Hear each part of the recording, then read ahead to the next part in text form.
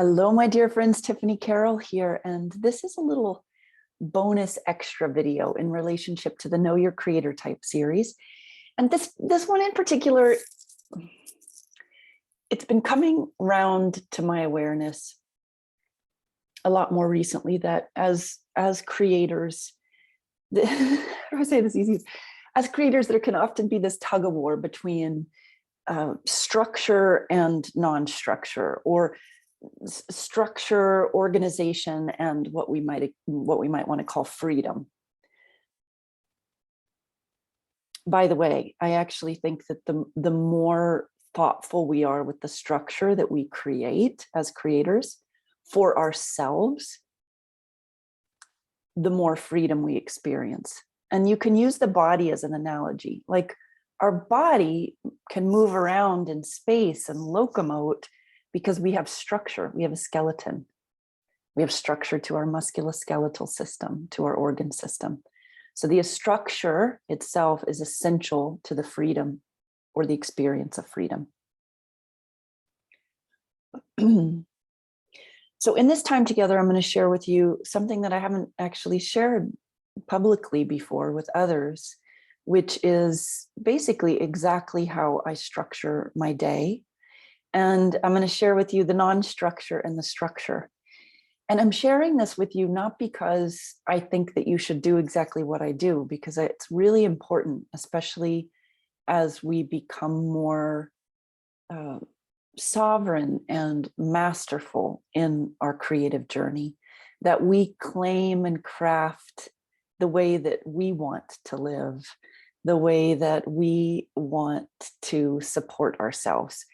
So I'm going to share with you what I do. Listen and feel what feels appropriate for you. If you've been longing for more structure, if you get afraid that you're going to forsake moving forward on this vision or dream that you have, if you feel afraid that you're going to forsake the brilliance and the power with which your creation wants to come through, then invite in structure that supports the depth and the power of the vision that you have, or the profundity of this creative project that you have. It deserves that. That's part of the honoring process.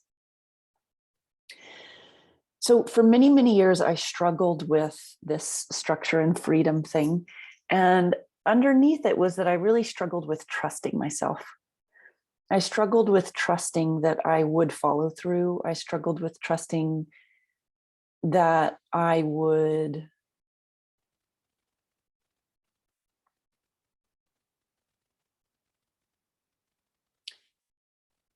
I suppose most of these could be connected to this idea of follow through, but there's some subtlety that I want to pull out, which is that I didn't trust that I would do what needed to be done to bring forth what I was feeling, what I was visioning, what was impressing itself upon me. Because that's often how I'll feel it is. I have a dream or a vision, and it's so exciting in the beginning. And then when I go to endeavor to do that, inevitably obstacles arise, because that's the nature of the creative path. It's also the nature of the hero and the heroine's journey. It's the nature of soul curation. We will have obstacles. And for many years, when I bumped into my obstacles, I fell back upon my my go-tos for coping in life, which weren't very mature at all, actually. I drank a lot of alcohol. I would lose myself in drama. I would compulsively shop. I would compulsively watch shows. I would compulsively eat or compulsively exercise, having addictive brain chemistry. That was my go-to, was like, be in the expression of addiction or compulsion, or in the shame from acting out of those. And I would sort of morph through that cycle. And that cycle is an inherently disempowering cycle. As long as we are in that cycle, we are not in our power. When we operate out of those cycles, we break trust with ourselves. I had broken trust with myself, and maybe myself, for so long and so consistently that I didn't actually believe that I could follow through, that I could show up for myself consistently in this way. For me, it took getting sober. It it took actually confronting my relationship, particularly with alcohol, but some other addictions as well. And in essence, part of my recovery journey was learning how to have other coping skills, learning how to have more mature coping strategies and behaviors, really. And that's something, I say that because it's like, that's very practical. It's not obscure. If we're struggling to experience the results out of life that we want, it's not actually because we're fundamentally fatally flawed. It's generally because we need to learn a new skill set or evolve the skill set that we have so that we can be more effective. So keep that in mind when you're or when if you beat yourself up. Instead of beating yourself up, why not just say, wow, this was like a direct message from the universe that I need to evolve my skill sets here. And as soon as you go there and your heart opens up in spaciousness and gratitude, exactly what you need to help you evolve your skill set will appear. It'll be a book, it'll be a person to work with, it'll be a class to go to, it'll be something you read online, etc. It will always arrive when that spaciousness to receive opens. So it took me many years to, the Four Agreements book by Don Michael Ruiz was really helpful for me, particularly around keeping my word to myself. When I was in active addiction, it was impossible to keep my word to myself. As I recovered, I could begin to keep my word to myself.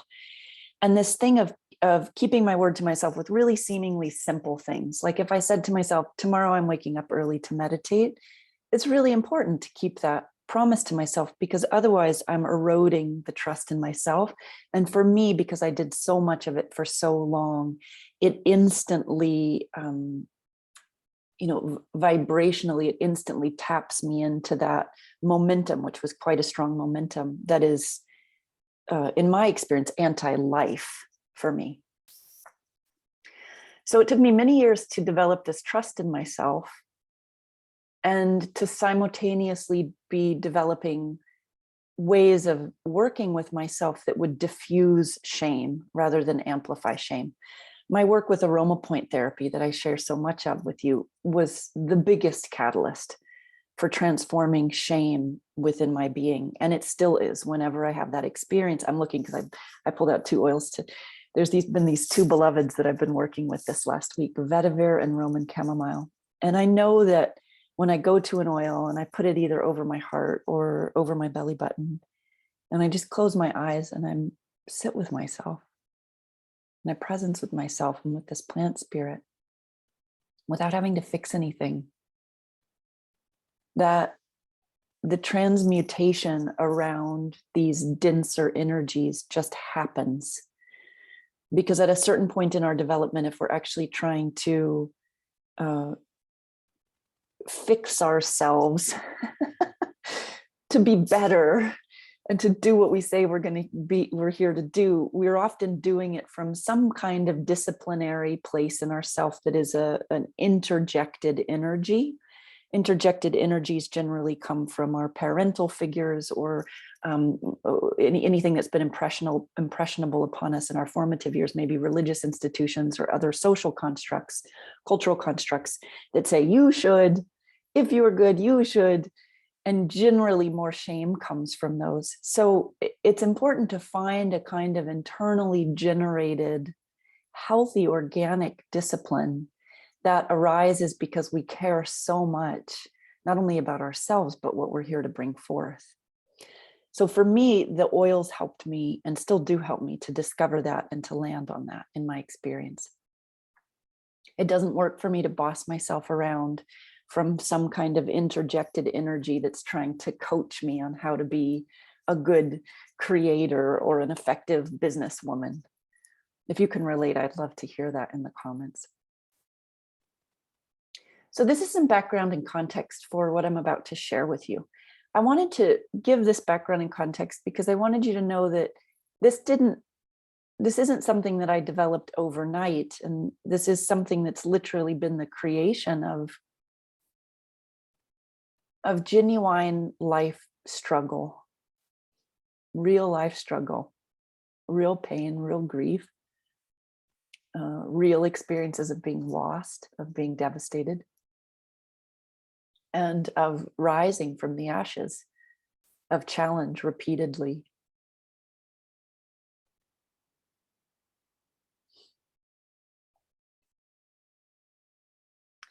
For me, to be in this dynamic relationship of greater and greater both trust development and trust strengthening, I have to have a combination of spaciousness, like free form, and structure. And the way that I've come to do that, that's highly effective and highly satisfying, is what I'm about to share with you. What I do is I have my non-negotiables every day. My non-negotiables right now are 5. Sometimes they change. Sometimes it's 3, sometimes it's 5. I think rarely do I get more than 6, because that starts to be too much for it to be really a non-negotiable that I can commit to. My non-negotiables that I always have are, every day I have some form of spiritual practice. Every day I have, I was going to just read off my list, but I left it sitting over there. It's okay, I know it. I have my spiritual practice. I'm going to give you my 5 that I have right now. Spiritual practice must be really important, because I've said it 3 times. It is. It's the most important. It's the foundation of my day. Writing in regards to the essential oils. And this is because right in this moment of filming this video, I'm in my last rewrite of my oracle deck for the essential oils, which it's coming through in such a magnificent way, and it requires daily momentum. So daily writing with the oils. Daily study and or writing about Bitcoin and the Bitcoin blockchain, because this is an area of deep, deep passion and interest. And in honoring of that passion and interest, I give it time and attention. The 4th one is, the 5th one. The 5th one is learning Italian. So I commit to studying Italian at least 15 minutes each day. Spiritual practice, writing on the, there's one more. Spiritual practice, writing on the essential oils, writing or studying on Bitcoin or Bitcoin blockchain, learning Italian, and exercise. The one that I have consistently is spiritual practice. The others will vary. I'd like to tell you that I have exercise all the time, but sometimes that falls out of my non-negotiables. And sometimes one of my non-negotiables, rather than being specific, like around writing with the oils, it might be some time in creative expression every day. Now, I do the non-negotiables to the best of my ability. If there's a certain day where they can't all come into being, I don't beat myself up over it, because I know that I'm committed and I do it to the best of my ability. I want to share a few more things about these, because it might be helpful for you as you orient around your non-negotiables. One is that spiritual practice doesn't have to be some big thing that you have an hour and a half or an hour even devoted to every day. My core spiritual practice that I do every morning is when I wake up, I put one hand over my heart and one hand over my womb. And I love gush on myself. I say how much, I just keep saying, I love you, I love you, I love you, I love you. If I'm alone, I say it out loud. If I'm in the bed with my husband, he's still sleeping, I say it inside my head. And I feel myself love all the pieces and parts of myself, all the ones that I want to hide from others, the ones that I do have shame around, all the parts of myself that I like to shove aside because I focus on elevating other parts of my personality. I just love every part. And then I start visualizing the people that are in my innermost circle, my clients that I work closely with, fellow colleagues, my beloved, my family. I picture the faces and I say, I love you. And I feel that love, that extension of love and that receiving of love. And then I extend that out to my bigger networks, all of the students around the globe that have taken part in something that I've created or that's been created through me. And I maybe don't see those people by faces, but I feel them. And then I extend it out bigger until it feels that this love and this acknowledgement is extended out to infinity. And then I'm buzzing, my heart is open, I'm ensconced in this field of love bliss is the only way I can describe it. And that sets the tone for my day. And that takes 5 minutes. Additionally, I love to either meditate, do a hypnotherapy session, a guided visualization practice, or listening or reading some kind of spiritual literature or spiritual teaching. Super easy. The minimal of that for me to meet my requirement is 5 minutes when I first wake up in the morning. Choose something like that you can't avoid doing because it's too hard. Exercise, same thing. You can have, for me, as my baseline, I say I'm going to do 100 every day. So 100 can be 100 squats. It can be 50 squats, 20 push-ups, and 30 lunges. Something that is challenging my body where I feel the burn of exercising my muscles. That doesn't take long. I can do it while I'm watching a show. I can do the lunges while I'm walking down the street. You want to make it so easy that you can't have excuses for not doing it. My learning Italian, right now, I make it 15 minutes a day because if I do it longer, it's harder for me to commit at this point. The Bitcoin writing and study, I can listen to a Bitcoin podcast if I'm not writing that day, or I can write. Again, very doable. So the reason why I'm describing these is because in order to create a doable, non-negotiable structure for myself, it required that I was self-aware. Oh, one more thing I want to say is about the writing with the oils. I found that if I didn't do my writing before the evening time, the likelihood of me doing it was very, very low. I just don't, my brain doesn't function with writing the same way in the evening as it does earlier in the day. So these are all rooted in my self-awareness of myself. It helps me to be more honest with myself and connect my self-honesty and my willingness to take action to the actual things that I choose to commit to. This seamlessness and continuity is really important, not only to our own empowerment, but to the satisfaction that can come from being a creative being in this life that actually pursues one's passions and accomplishes within the realms of them. The other thing that I do every day is that I do every day I say I'm going to do one thing that day that I really don't want to do. So if I look at, say, my to-do list for the week, the thing that I want to do least, I'll pick a day to do that first. It's a really good idea to take the thing that you want to do least and do it at the beginning of the day. Because the longer you wait, the more it can build up and tack itself on to heavier thought forms about you not doing what you said you were going to do, and then the shame that follows, et cetera, et cetera. Just avoid going down that whole path by being aware of your own behavior tendencies and do it first thing in the morning. Get it off the list while you have a lot of chi. Lastly, I have the non-negotiables for the week. And the non-negotiables for the week vary, but ultimately they're connected to the bigger visions for projects that I have. So for example, right now I have the Oracle deck and Inner Nature of Essential Oils book project, which is delayed in its production. And it requires following a certain timeline so that it can come out with the new deadline, with the new timeline. I have a program that I'm launching in the fall that's around addictions. I have my Aroma Point Mastery journey that launches also in the fall. So with myself and my assistant, we have a calendar of what's going to be happening for this next 12 months. And then I look at that and I see, by the way, it's because my tendency, and I know this one so well, I've practiced it so much, is to have big dreams and big visions and then be completely dislocated from actually how much work it's going to take to bring it into being, and then wait till the last minute and get totally overwhelmed in the bringing it forth.